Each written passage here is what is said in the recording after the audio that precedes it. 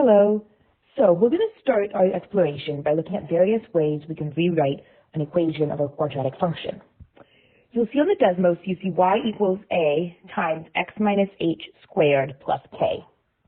We're going to start by thinking of different ways to write x minus h squared.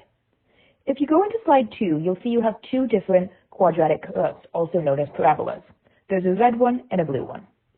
The red one you're not going to mess with. It's showing the function you want to match. The blue function you want to overlay on the red function. When two functions are on top of each other, it's showing you they're the exact same function with the exact same values. As you see on your sidebar, you'll see a u equals and a v equals. These can both be manipulated using the sliders. I can set u equal to any value between 10 and negative 10, and v anywhere between 10 and negative 10. Try sliding them around and see what you get. From there, start exploring with what values of u and v will give you a function that matches the red one. This will look on your graph like the blue function and red function are right on top of each other. On the next screen, you'll see an example where you can choose your own a, h, and k. Remember, the point hk is your center and a is your stretch factor. The red curve you can now manipulate using the sliders that correspond to h, a, and k. Notice that now manipulating the variable a is going to change both your red and your purple curves. Try a few values of a, h, and k, then scroll down to manipulate your u and v variables. Your u and v variables should only manipulate the purple curve. See if you can match your purple curve to your red curve using the u and v sliders. The next screen has some let's generalize practice. You're given the equation y equals a times x minus h squared plus k. This is our normal vertex form. From here, you want to try to rewrite it using what you just realized. You are prompted that you want it in the form y equals a times x minus u times x minus v plus k.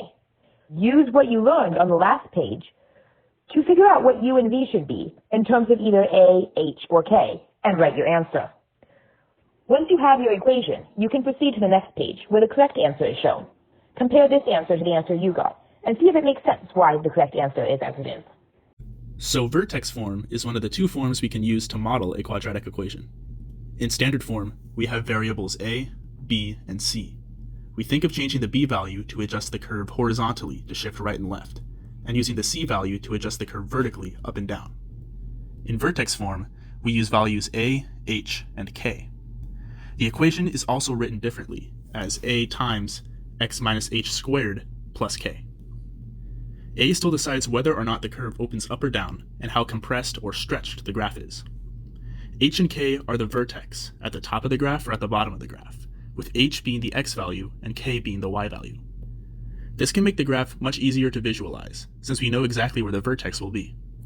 This can represent the maximum height of an object in motion or the bottom of a swing. Now, let's take a look at how changing these values can affect the shape of the quadratic. The discriminant is the part of the quadratic formula that is under the square root. The discriminant is equal to the value of b squared minus the quantity of 4ac. The value of the discriminant tells you if the quadratic equation has 2, 1, or 0 real roots. When the discriminant is a positive number, the graph of the quadratic equation will have 2 real roots. This means that it will cross the x-axis at 2 different points. When the discriminant is 0, the graph of the quadratic equation will have 1 real root. This means that the graph of the quadratic equation will touch the x-axis at 1 point, usually at the vertex. When the discriminant is a negative number, the graph of the quadratic equation will have 0 real roots. This means that the graph will not cross the x-axis.